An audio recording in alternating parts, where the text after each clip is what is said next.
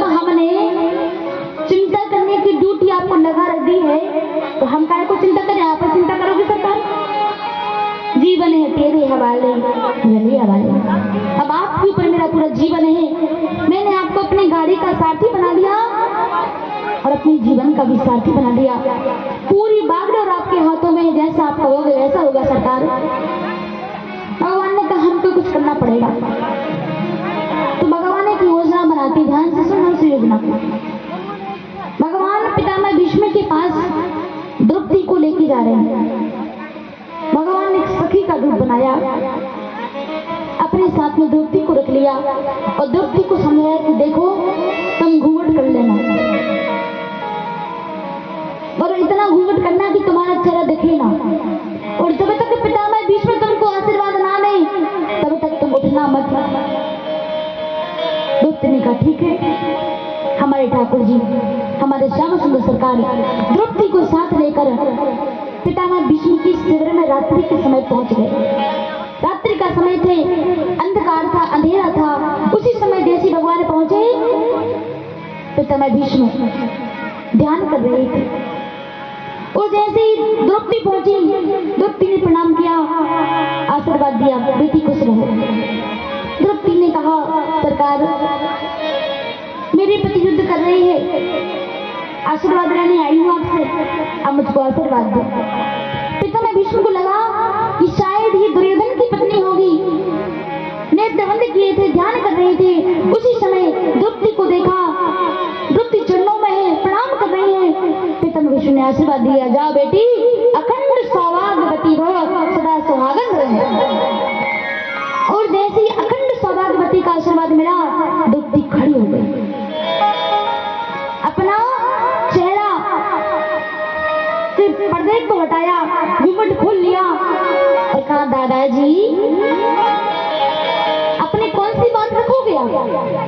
पितामह भीष्म ने नेत्र खोल के देखे, द्रौपदी तू यहाँ?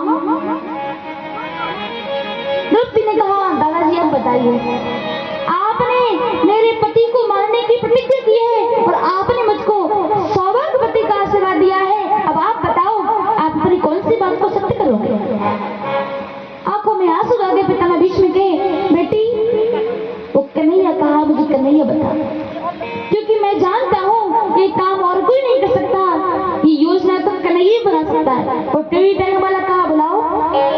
भगवान को पुकारा, भगवान कहते दादाजी यहीं खड़े हैं।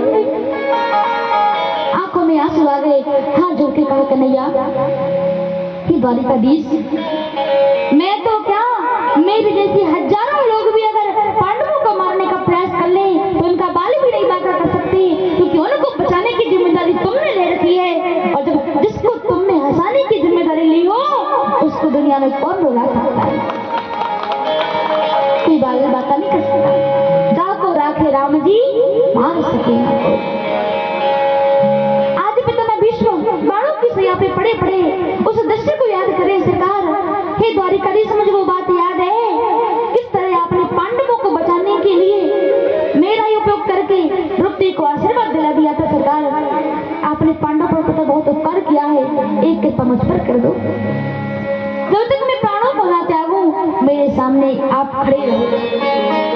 पितामह भीष्म भगवान की स्तुति करते हैं और महाराज स्तुति की, इस स्तुति को कहते हैं भीष्म गीता।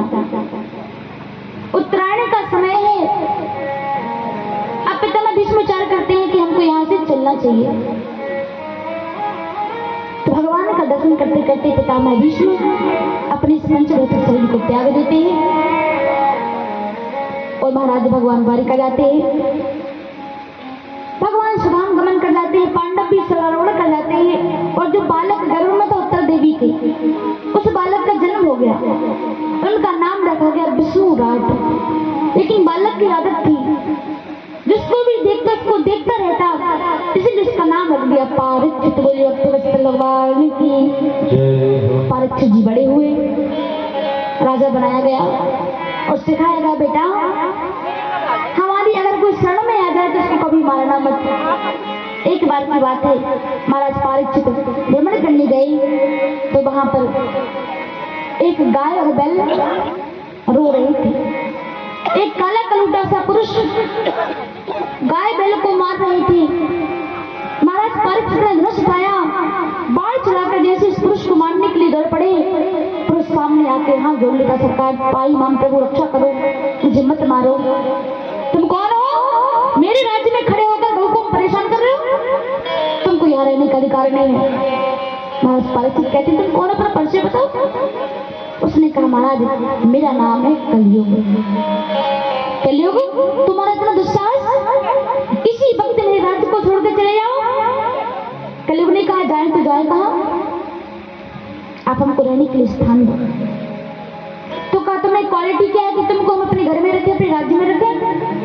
कलयुग ने कहा महाराज मुझ में लाख अवगुण है, लाख बुराइयों पर एक गुण है। कौन सा गुण है?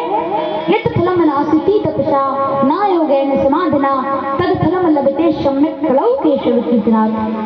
अर्थात जो फल त्रेता में द्वापर में पूजन पाठ से एक अनुष्ठान से प्राप्त होता था, वही फल कलौ केशव कीर्तनात् केवल भगवान के भजन से व्यक्ति को प्राप्त हो जाता है। महाराज परीक्षित बड़े प्रसन्न हो गए और कलयुग को रहने के लिए 4 स्थान दिए।